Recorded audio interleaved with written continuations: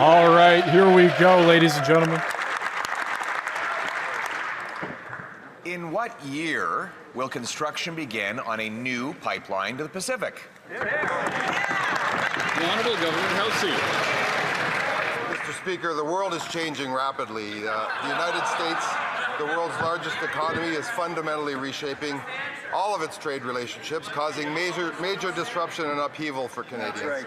It's time to transform our economy from one that is reliant on a single trading partner to one that is stronger, more self-sufficient and resilient to global shocks. To these ends, Canada and Alberta share the same ambitions. Diversify our export markets, make Canada an energy superpower, and build a stronger, cleaner, more independent, more competitive economy. Honourable Leader of the Opposition. All right, he can't tell us the year in which construction will begin.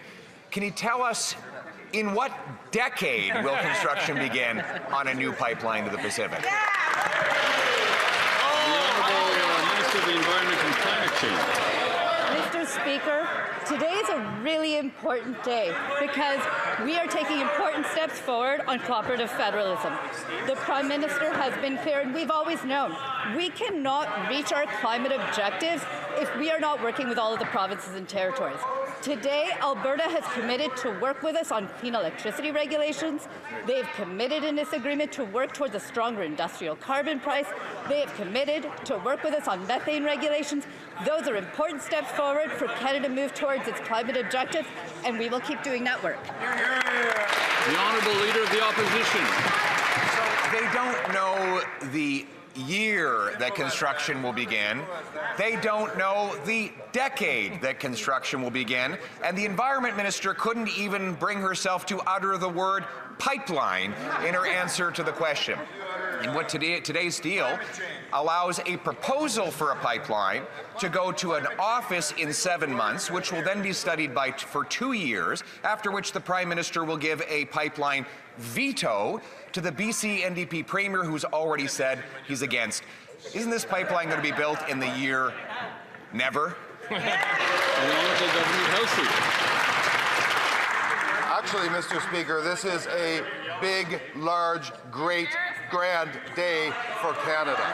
Our government has reached an important MOU with Danielle Smith, the Premier, and the province of Alberta that creates an energy transition in all aspects of energy. It sets the stage for an industrial transformation. It will make Canada stronger, more independent, more resilient, and more sustainable, and it will include the largest carbon capture project in the world. It will mean all of Alberta's energy resources are among the lowest energy intensive in the world.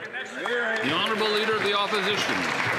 Don't tell us when a pipeline will be under construction. Let's just unpack the Prime Minister's allusion here. He's telling the Keep It in the Ground caucus of the Liberal Party that they just need to be quiet because there won't be a pipeline anyway.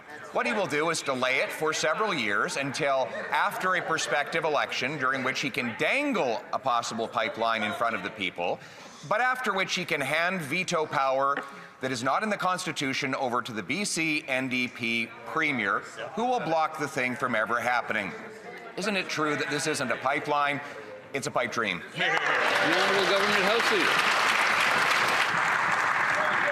Mr. Speaker, the country, indeed the world, is calling out for serious leadership, for cooperative leadership, for leadership that brings people together and parties together. I don't think this leader has any conception of what is required to do the kind of development that he is proposing. Of course we will consult and deal with the Premier, the duly elected Premier of British Columbia. Of course we will and have a duty to consult with First Nations. Of course we will do this in a cooperative way. We'll do it in the Canadian way, and we'll do it in the right way, Mr. Speaker. The Honourable Leader of the Opposition. Mr. Speaker, they will stand in the way, is what they will do. We know that the only thing stopping a pipeline from Alberta to the Pacific is the Prime Minister. Let's unpack the legality of it. The Constitution, Section 9210A, gives the federal government exclusive approval power for a pipeline. Bill C-5 A bill the Prime Minister pushed through the House of Commons, and we even supported him, gives him the power to approve it. So we only need him to do one thing for this pipeline to happen. Get out of the way. Will he do it? Honourable Minister of the Environment and Climate Change. Mr. Speaker, when Canadians elected our government, they were clear. They wanted to see us build a strong Canada, and they wanted to see us build it well and build it together. They wanted to see that we could work together as a country, and that means that we do things like this agreement with Alberta that helps us move forward on industrial carbon pricing, moves forward on methane regulations, moves forward on clean electricity, but also respects other jurisdictions like the province of British Columbia, with which we must seek agreement.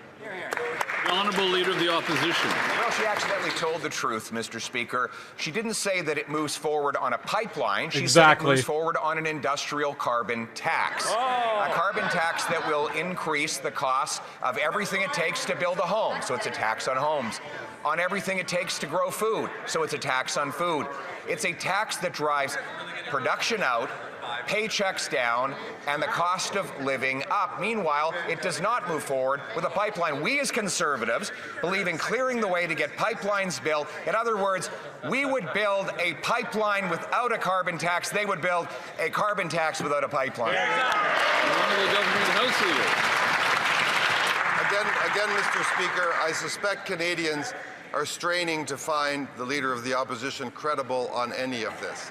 What this Memorandum of Understanding does is create a carbon capture and storage system that will lead the world. It will include, of course, bringing together of partners with whom we have a duty to consult and with other jurisdictions.